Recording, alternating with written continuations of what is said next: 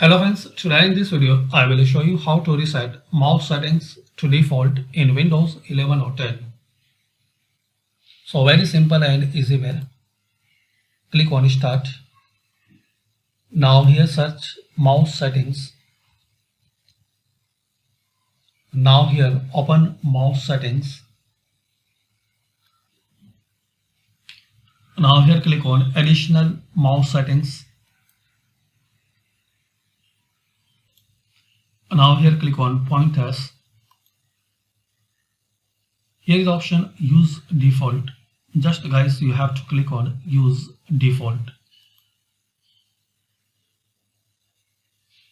So this way you can set default setting for your mouse. Just click on pointer and select use default, then apply, then click on OK. Now close it and restart. So thanks for watching, and please comment on this video useful for you or not.